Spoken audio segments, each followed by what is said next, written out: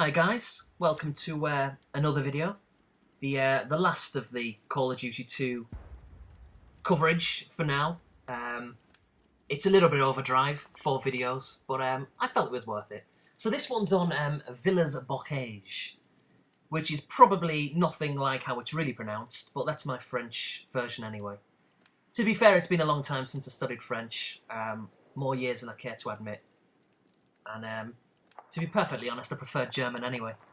And between you and me, strictly you and me, I'm part German, so yeah, I tend to keep that one quiet, especially when the World Cup starts. So like I say, this is a one-on-one duel. I forgot the guy's name who I'm playing. I think it's something like Ernie Trenchcoat or something like that. It'll come up in a second. But yeah, I did this because, well, a couple of reasons. One, I wanted to try a different game type, you know, because I'd done the free-for-alls, the team deathmatches, the capture the flag, headquarters. There he is, 1-0. Ernie Trenchcoat, yeah, good memory. Then again, how could you forget a name like that? Always makes me laugh how they decide on their username. I mean, my one's pretty rubbish, Alex7892. And I'll briefly explain that one to you, for the record, like you care. Alex because, well, I'm sure you've worked that one out. 78 because that was the year I was born. Should have kept that one quiet. I know I look young. Good moisturiser and good jeans. What can I say? And the 92 it's kind of weird. A bit of a weird reason, really. I mean, I could have had any numbers on there, but at the time of creating the username, I just finished playing some retro Amiga games. For anyone in the US who isn't aware of a Commodore Amiga, just think of it like that was bigger than the NES, because the NES was kind of really popular in the States. Consoles were popular in general. Computers didn't really catch on. It was a complete role reversal in Europe, and particularly the UK.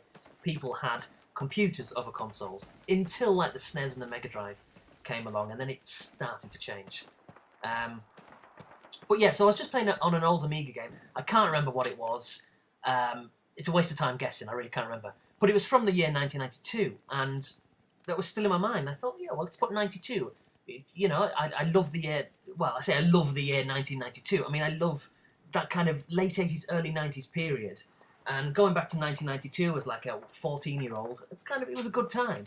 So, yeah, 1992 is kind of a really special year for me, amongst other years, you know. But I just added the 92 bit. It added a bit of retro nostalgia to my username. So, yeah, that's the reason behind it, Alex7892. That's the reason why. So, yeah. So, that's completely thrown me. Babbling, waffling on about nonsense. But another reason why I wanted to do this game, apart from the fact that I tried all the different game types, like I said, such as the team deathmatch, the free-for-alls, etc., etc., what I was finding when I was doing them other games is that there wasn't a lot of variation in the maps. Now, there are 21 maps in the game, including the DLC, and all I was finding was that the same maps were kind of regurgitating constantly in the free-for-alls, and, you know, it was rotating between like 5 or 6, and it wasn't enough. And I wanted to try some more. So I thought, well, if I created a game, like a custom game, then I can choose the map. You know, I'd be the host of the game and I can choose the map.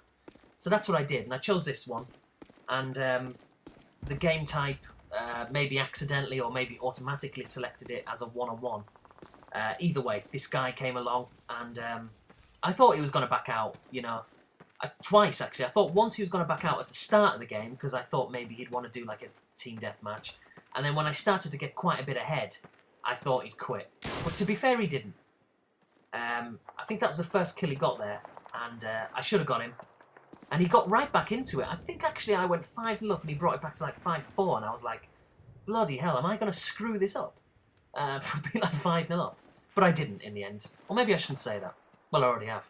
But you can see the outcome yourself for the rest of the video. But as you can see, I am rubbish with a pistol. I am absolutely rubbish. It doesn't matter what game it is. I just cannot hack it. Give me a sniper rifle, give me an MP40, I will do the job. A pistol at close combat, I am useless. And in fact, and probably all of his kills probably came about, maybe all but one, from me seeing him first, but screwing it up with the pistol. But, you know, credit where credit's due. You know, he got the kills and, you know, good luck to him. But, yeah, really, the majority of his kills I should have had. But like I say, ultimately it didn't matter because I walked away with a victory. And to his credit, again, he didn't quit, which a lot of people do. So one of the things I found, really, playing this one-on-one team deathmatch was that it's really, really tense. No, I mean, particularly when, like, in my case, I took, like, a 5-0 lead, I think. And then all of a sudden, you know, he gets 1 back and then 2 back, and then he starts to panic a bit, and then it's 3 and 4, and you're like, wow, this is bad. You know, you feel embarrassed. You feel like, you know, you're going to screw it all up. All that hard work has, like, gone to waste. But, it didn't matter in the end here, but there was a short period of time where I honestly thought I'd just completely blown it. Which would have been ridiculous because, like I said, pretty much all his kills, I think, bar 1, they were all my mistake, which gained him the point. But it is really tense, and what adds to it is the fact that I don't know who this guy is. To my knowledge, I've never played with him before on Call of Duty, or any game for that matter, and probably never will, you know? Just a random. And like I say, I don't actually talk to people on Xbox Live. I mean, I do have a headset. Now, when I say I don't talk to people, if it's friends, then I do. You know, but if it's like a situation like this, where I'm in a lobby with like a one-on-one, or if it's a lobby with a stack of people, if I don't know who they are, I don't really talk. Maybe from time to time, I might do. But it's something I don't really do. I just, more often than not, I'll go in a lobby, whether it's on my 360 or PS3, I'll go in the lobby and I'll just play the game. Again, look at this. I mean, I must have hit him 3 or 4 times with that pistol there. And I'd love to play that back. He was running the other way while he shot that. That was pretty silly. But, yeah. So I'm not quite sure what the score is. I'm going to presume that British flag and the 6 means I've got 6. I don't know what he's got. I guess maybe I'll pull the menu up in a minute. Oh, there you go. So 6-5. So it looks... Did I take like a 5-0 lead? Can't remember how it kind of panned out here, but all of a sudden from being, I think, 5-0 up, 6-5, and I'm thinking, this is ridiculous. And like I said, this kind of embarrassment and fear factor kind of comes over. Yeah, it's just a game, but, you know, you want to win, and you want to win in style, and you don't want to be made to look an idiot, because he'll just be laughing his head off. But thankfully, I think he walks out in front of me in a second towards that building over there. I think it's this minute. Yeah, here we go. So a nice little shot there. And I start to feel a bit comfortable here because it's a breathing gap. You know, I've got the 2 again. I'd rather it was a gap of 3 or 4, but, you know, 2 is a hell of a lot better than 1 for obvious reasons. Because if he pulls that back to 6-6, you know, the impetus is completely with him. And he probably goes on and possibly wins. So that was kind of a crucial kill there that I made. So yeah, so that's 7. And one of the things, I mean, it's a kind of a devious, sneaky tactic, but it works. It's very efficient. And one of the things I recommend, I mean, if you play this video back, you will see some kind of pattern to the game that I kind of, the tactics that I adopt. And it's really, I started that far building at the opposite end of the map that you can see there where that grenade just landed. I started off there, and I waited there, rather than just run around like a lunatic where you can be seen out in the open. I waited, that should have got him there, and that should have got him there, but never mind. But I waited until I saw him appear, and then I shot him. And then he knows where I am, right, because he sees the kill cam. By the way, here's another stupid cock-up coming up with the pistol. It just, again, if ever there's proof that I am useless with a pistol, there it is. Again. But like I said, he knew where I was straight away, so he went back there. But in my head, it's kind of obvious. I know he's going to go back there. He knows I'm there. I know he's going to go there. So I then go to the other end of the map, watch him go there, and then shoot him. And then it's kind of like a 50-50 to him. You know, it's like, what am I going to do? It's like a battle of wits. Am I going to go back to where I was initially, or am I going to go back to where I just was to shoot him again? So he's kind of like, all of a sudden I'm 2-0 up in kills. and he's wondering where I'm going to be. So it is, like I say, a battle of wits, and it can be 50-50 as to, you know, what happens next, I guess. But that's what I usually do. Shoot from one corner of the map, then go back to the other, and vice versa. It usually works. This is a pretty good kill. I do get a little bit lucky, but it's a good shot.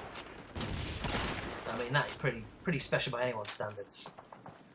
So, I think that brings it to 8. It's either 8-5 or 8-6 at this point. Again, I'm sure I'll bring up that trusty scoreboard in a second. As I have a nice slurp of tea. With milk in my tea. To any Americans watching who have, like, cream or half and half. What is that about? Do you know, sometime I should do, like, a video of, like, being a Brit living in America. Because, man, seriously, some of the funny things that you come across, you know, it's immense. But it's all in jest. You know, I've been here nearly 2 years now. It's great. I love it. And people are really, really nice. And I tell you what, the amount of respect that, like, kids have for adults and for society in general. I mean, yeah, you get your odd idiot here and there in America, but generally speaking, they're really respectful. In the UK, man alive, it's disrespect beyond belief. You know, it really is. And anyone in Britain knows what I'm talking about. It's the culture there is just cheeky, it's rude, it's arrogant. I mean, I'm British, I'm proud of Britain, you know. In saying that, I'm not particularly patriotic. You know, I've never really been that patriotic, but... And perversely, I've kind of become more patriotic and more proud of my roots since coming here. I think it's one of them things you don't quite realise what you've got until you kind of move away from it.